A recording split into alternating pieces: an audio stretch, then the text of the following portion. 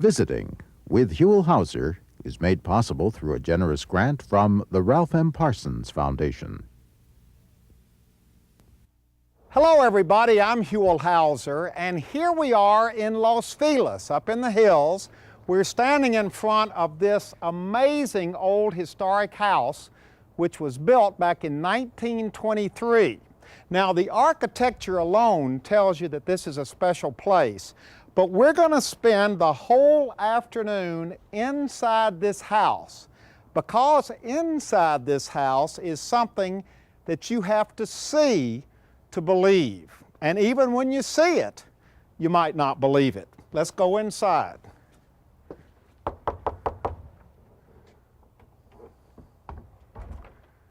Who dares disturb the sleep of the Ackermonster? Mr. Ackerman, it's Huell Howser. Can I come in? I bid you welcome. Enter at your own risk. Oh boy. Come on in, Louie. Okay, we are inside, and let me formally introduce everyone. Come on over here, Mr. Ackerman. This is Mr. Forrest Ackerman, who is, well, there's no rival to you anywhere in the world. You are acknowledged to be Mr. Science Fiction. In fact, not only this world, but several others that I have visited. And you coined the expression sci-fi. Yes, That's your word. Yeah, you'll look in vain for it before 1954, but I was riding around the automobile, had the radio on, heard some reference to hi-fi, and since science fiction had been on the tip of my tongue ever since 1929, I looked in the rear view mirror, stuck out my tongue, and there tattooed on the end of my tongue was sci-fi. Sci-fi. You invented Yes, that I word. did. Oh, by the way, you might like to take a look at Bela Lugosi's Dracula ring. Now, is that really the actual ring that Bela Lugosi wore in the Dracula movie? Absolutely. They're carnelian with a silver overlay. Now, how did you get this ring? Oh, don't be afraid. I never drink at Hollywood and wine. Oh, boy. We're in for a lot of this afternoon, aren't we? I'm afraid so. All right, your home, in case you haven't caught on yet, your home from ceiling to floor is sci-fi. That's correct. Including right over here in the corner. Now, what's this? That's from the TV series Battlestar Galactica. And it turned up in another film which I had one of my many cameos. I've done 94 cameos to date. Really? So Yes. you've been in sci-fi movies as well? Well, I was a future president of the United States in Amazon Women on the Moon. Next film, I graduated, became president of the world. Uh-huh. Then after 2 terms, I was out of a job, and all I could get was to be a judge in Nudist Colony of the Dead. It was, Now, I missed that one. Nudist oh, you Colony lucky of the devil, you Dead. lucky devil. Let's walk in here. Yes. Louis, we are in for a treat. We're going to keep Louis busy today because there's so much to see, including in this case. Yes. I've already been in and scoped some of this out. This is... That's the artificial blood that they use in the Dracula films. Oh boy, and here is Dracula right here. Bela Lugosi himself, yes, I befriended him the last 3 years of his life, was with him just 2 weeks before he was lying on his deathbed, and was the 101st person to pass by his casket in the funeral. Oh boy, now what are these? Oh, those are Quarry's ghoulish teeth from one of his Dracula films. And now, I'm not familiar Robert with him. Quarry. He played Dracula in some of the Well, early... he played a vampire, yes.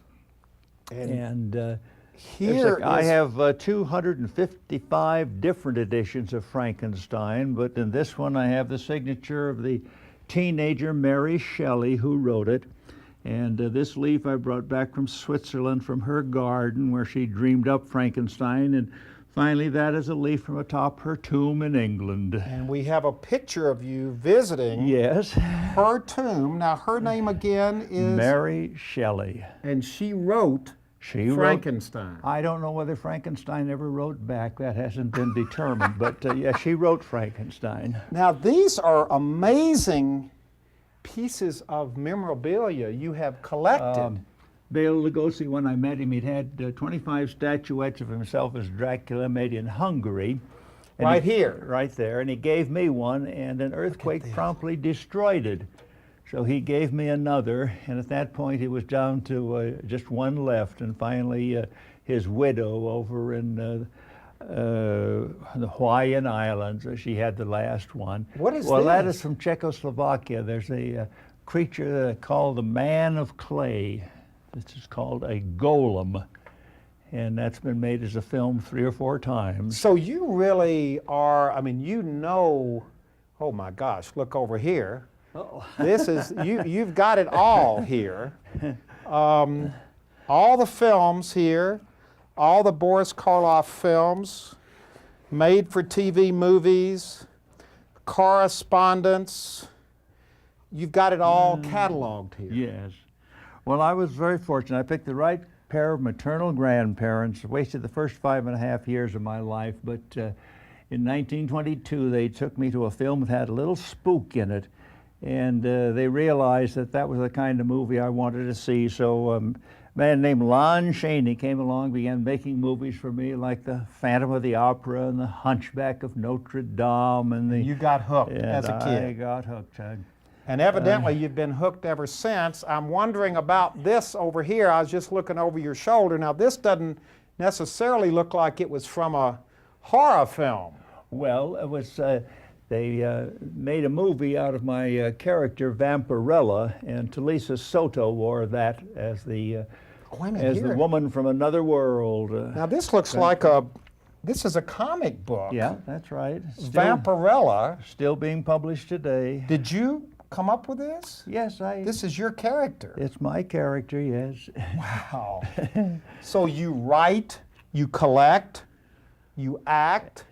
Obviously you live here in this house because here's your ironing board out here in the middle. Yes.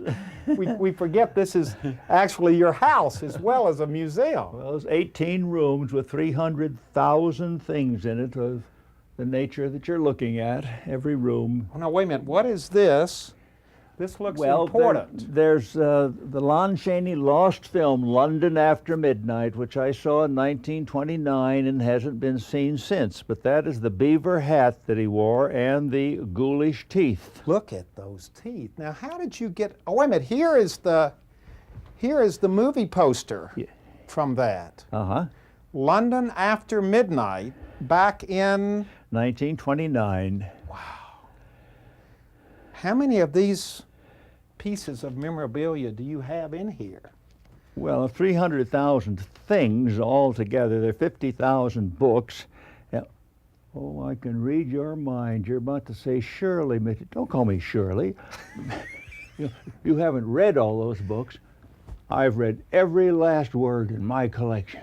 Really? When I get a new book, I turn to the last page and read the last word. Now, where do you keep these books? I haven't seen any books. Oh, well, down below you'll see 50,000 of them. Yeah, that was my lead-in. That was a little acting on my part because you do have, I mean, this is just the tip of the iceberg up here. That's right.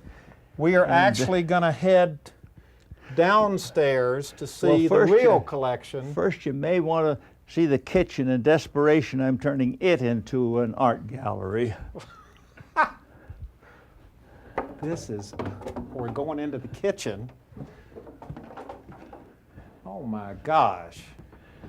There I was with my first abominable snowman. Look at this, Louis. Now that's what you started with, the abominable snowman. Yes. Wow.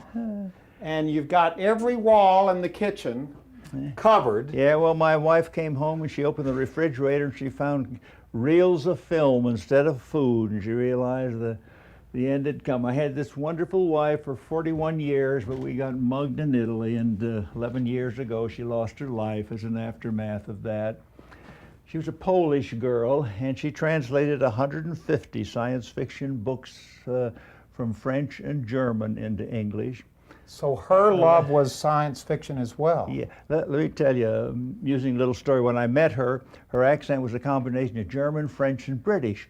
And I'd never heard anything quite like it. I said, "Oh, where'd that interesting accent come from?" Well, she was very proud of her origin, and she haughtily replied, "Oh, my ancestors were highly civilized, while yours were hanging by their tails from trees." Naturally, I never spoke to her again. Oh no, you just married her. All right, we're taking the house tour upstairs, Okay. but we've got to now Descend. move quickly and descend. Oh my gosh, look at this, his whole little collection right here. Yeah, all Frankensteins and Draculas. Now, do you have a favorite, Frankenstein or Dracula, or do the two kind of... Well, on Christmas Day, 1931, I hadn't read the book Frankenstein, and I went down to a theater to see the premiere of it. It might just as well have been called McDonald's or any kind of a name, because it was meaningless at the time. Of course, today it conjures up the vision of the Boris Karloff Frankenstein with a wonderful makeup by Jack Pierce. But in front of the theater there was an ambulance, and I thought, uh-oh, what kind of a movie am I getting into? Inside there were nurses standing. Gee. And about the middle of the film, a lady on the aisle screamed, jumped up, ran out of the theater. Well, in those days, you could stay to see a movie as many times as you wanted to. So I stayed to see it a second time and a third time.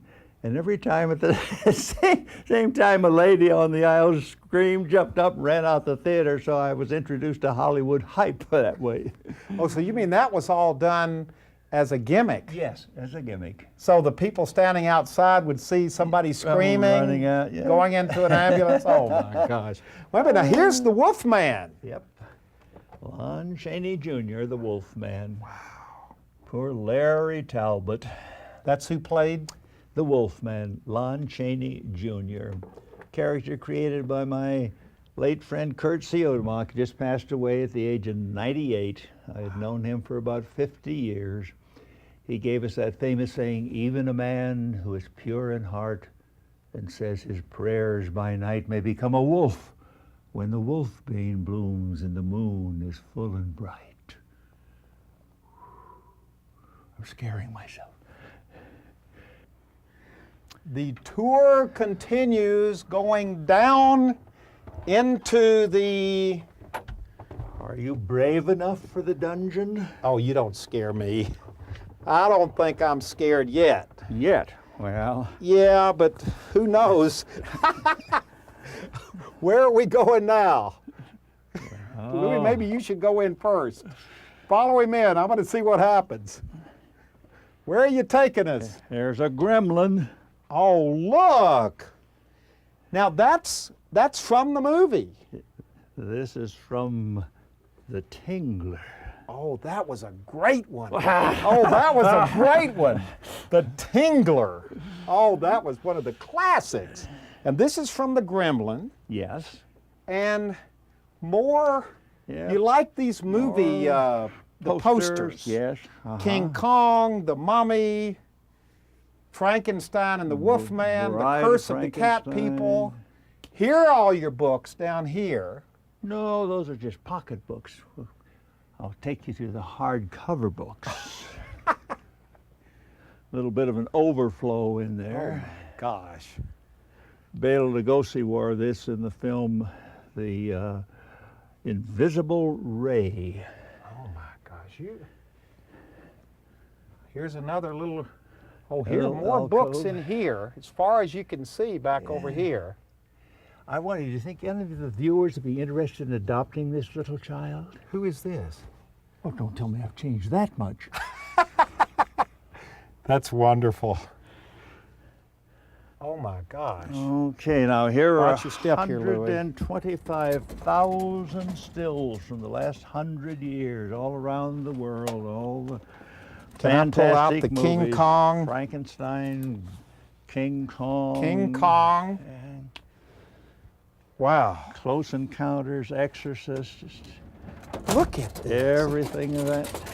Now, these fantastic- collections have been going on for, Since 1930, I got my first set of stills. now this has to be you know, a world-famous collection here. As I said, not only this world, but several others. Oh boy. Now, No. oh wait a minute, this is interesting. Look at this. Yes. There's Jack Pierce with the making up Frankenstein. Jack Pierce was one of the early Hollywood makeup, He sure was. and he specialized probably in horror. That's right. Yes. See, for those of us who don't really know a lot about this is a real education Well. for people coming into a place like this. Here at the corner of Santa Monica and Western in October 1926, little 9-year-old me was standing in front of a newsstand, and this magazine jumped off the newsstand, grabbed hold of me, and you're too young to know, but in those days magazines spoke. This one said, "Take me home, little boy, you will love me." Amazing stories. And the artist redrew it, moved me into the picture, made amazing forays, moved it 100 years into the future. Look at all these magazines and books and Yeah, well, Oh, all wow. these magazines that begin in 1923 with complete sets of weird tales and amazing stories and look at wonder this. Now, stories what is and- all? I feel like I'm in the wax museum here. What are all of these? Are these historic or? Well, these are from Close Encounters. Look over here, Louis, from Close Encounters. And This is obviously from the Wolfman. Enemy Mine. Yes. Wow, look This at is Conrad Feitas, The Man Who Laughs. And friends have often heard me say, if I can't take it with me, I'm not going to go. So a friend has arranged that I can take it with me. What do you mean?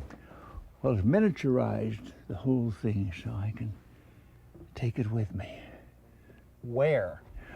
Well, 3 years ago, I was in China amongst 1,200,000,000 people. Here, various places in the world I visited. And in China, I think amongst the 1,200,000,000 people, perhaps 8 or 10 didn't get my autograph.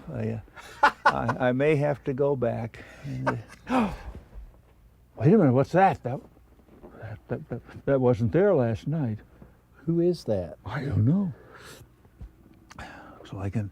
Looks like a UFO alien to me. I think you've given this tour before. Oh, no. I think you're using some of your tried and true material on us this time. Really? Well, It's working. here I came back from a 75-day vacation. There was the mail that was waiting for me. So now, are these letters and books that come to you from sci-fi aficionados and fans from all over the world? Correct. Oh my gosh! Did you see the film Ed Wood? Yeah, There's a genuine flying saucer. from Ed Wood. Yeah, I was his illiterary agent. And what's all this? Now this, Well, this is from Son of Kong, and this is from King Kong. these were all models that were used in the movie. That is correct. And look- Marcel Delgado built them, and Willis O'Brien animated them. Look at all these. Now, are these? And here's the oh, last, this is the War last of the Martian Worlds. machine from War of the Worlds, yes. Look at this, Louis. That was one of my favorites. Now, how was that used in the movie? Well, it came over in the city of Los Angeles and was shooting. But I mean, this was rays out of- actually oh, shot in no, the movie to look like. Absolutely, it was on wires, which were made invisible eventually. How do you secure how do you get this stuff?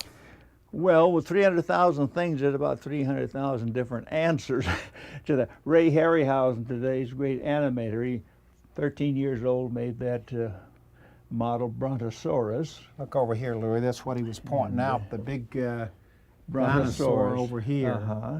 And these masks, And, all of these well, masks. This is from a serial called, let's see, it's run right out of my The mind Tin now. Man up here, Louis, right here. Yeah, it was about a nation 30,000 feet under the earth. And a this Gene big head Autry up here. serial. Oh, this is the Phantom Empire.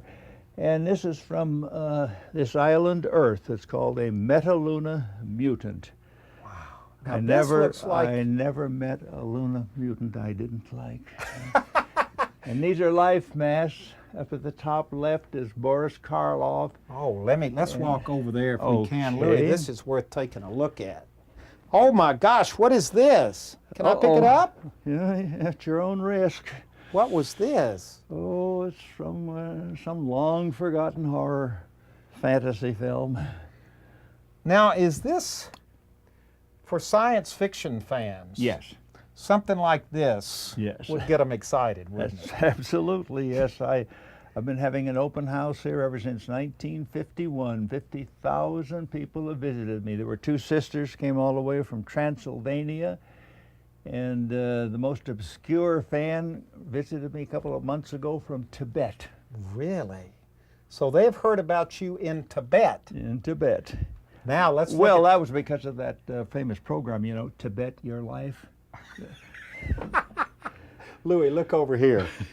These are the Life mask. life mask. This That's is Karloff. in the middle here. Is Don Post, who had all of these made in this studio, and Bela Lugosi. This is Lugosi right here. Right. Uh-huh. Boy, this collection itself Yeah, Vincent is Price priceless. and John. Where's Vincent Price? Second row all the way over at the left. Oh, over Vincent here. Price, and then Tor Johnson, the fat monster from Plan 9 from outer space, and next to him is Glenn Strange. He played Frankenstein's monster at one point. And this fellow looks familiar. Yes, well, that's Christopher Lee. Wow. I'm fixing to carry this out of here. You don't want me to do that, do you? There's the Pteranodon who was trying to fly away with Fay Ray. So got this goes all the way back to the original. 1933 King Kong. Oh, this has to be one of the most famous pieces in your whole collection. That's true. And this is Kong. How would this have been used? Well, I think that Is was this just- made after the film as an object for collectors like myself. So you really, oh my gosh, look at this. There's the Earth saucer. versus the flying saucers. Yeah, it's hitting the Capitol building. Uh-huh. Kong breaking loose Yeah. of his chains. You recognize this little puppet? Sure. Sure. Well, I don't know whether you really do or not. He comes from Japan, from some automobile manufacturers. He's a toy Yoda. A toy Yoda. Okay, Huell, I've got something else to show you. Why am I not surprised? Well, here are 600 books about Atlantis, the sunken world. Now, do you believe in Atlantis? Was there an Atlantis? I think so. There was an Atlantis and a Lemuria and a Gondwana land. By the way, here a lot of titles you'll probably recognize have been made as films or television shows. And these, you've read every single one of them. Every last word in my collection. When I get a new book, I turn to the last page and read the last word. More books. Now this home originally belonged to the poor man's Tarzan, Raymar of the Jungle, John Hall. Oh, lived so here. even this house is Yeah. connected with That's the right. movies. Well, we are ending this tour in the Karloff Lugosi Memorial Room. I saw Bela wearing that Dracula cape 1932 on the stage, and it wound up in his infamous film Plan 9 from Outer Space. which was his. It was his next to final film. Yeah. Yes. And in my guest book there, he wrote one word, amazed. I have a coffin table here. There's a room for one more. Oh, wait a minute. This is a real coffin. It really is. Oh gosh. Now, you really. Did any of this ever scare you once you realized that No, it the only thing that scares me is the IRS. was, and what's going to happen to all this stuff? Well, I wish I knew. You know, 25 years ago, I was seen on television shaking hands with Mayor Tom Bradley, and I said, I'll open the front door. You can come and empty out the whole house. You can have it free. But 5 years went by, and he got Dear John letters from Steven Spielberg and George Lucas. They said, yes, we're acquainted with Mr. Ackerman. He's a fine man. We'll vote for him for mayor. But they weren't about to create a museum, so I gave up. And frankly, if I were a vegetarian, I could have survived on the giant carrots that have been dangled in front of my nose for the next quarter of a century. Over in Berlin, they were going to buy a $42 million hotel and empty it out and fill it up with my movie material. But when the Berlin Wall went down, the economy went down. So I don't know that. So it's just staying here in your house. Well, eventually. Because this is a world-class collection. Yeah. Well, when I go to that great sci-fi convention in the sky someday, I guess it'll all be left behind for posterity. Well, I was fixing to say if anybody could take it with him, it'd probably be you. But you'd have to have a box bigger than that one to take it all with you, wouldn't you? Yes, yes. Well, let's say goodbye. Okay. This has been wonderful. I had no idea really what I was getting into. I have heard about you for years. You are a living legend. Well. And this has certainly been no disappointment. You take private tours of people through here? Every Saturday that I'm here since 1951, I've had 50,000 fans have visited me. They come from Transylvania and as far away as Tibet. You told us that one, but I tell you, when we put the address and the telephone number and all that on the, quite welcome. you better to do be so. ready, because our viewers are going to come over here and Okay, really give you fine. and they're not going to stay just 30 minutes. Oh, okay, they'll be welcome.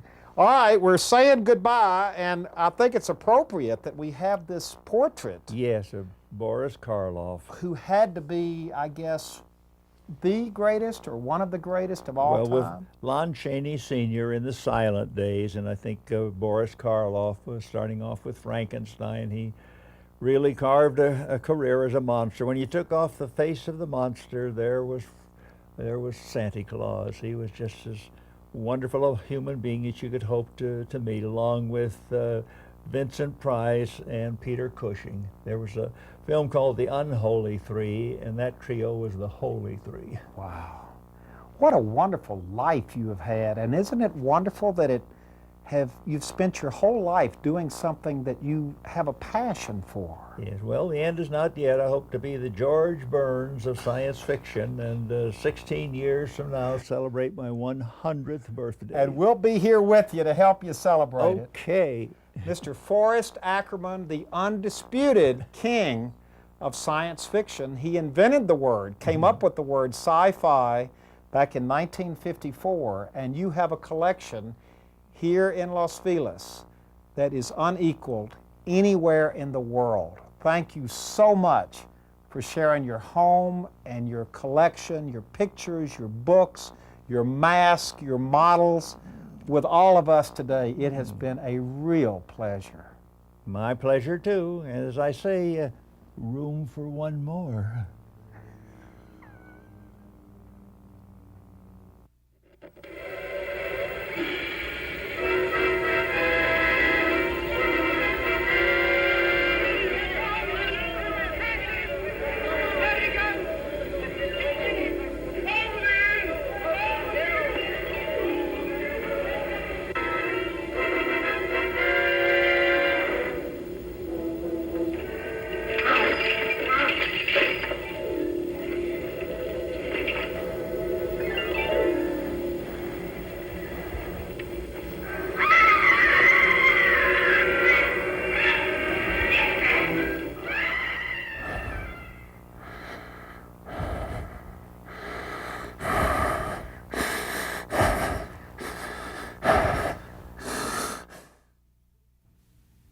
Visiting with Huell Howser is made possible through a generous grant from the Ralph M. Parsons Foundation.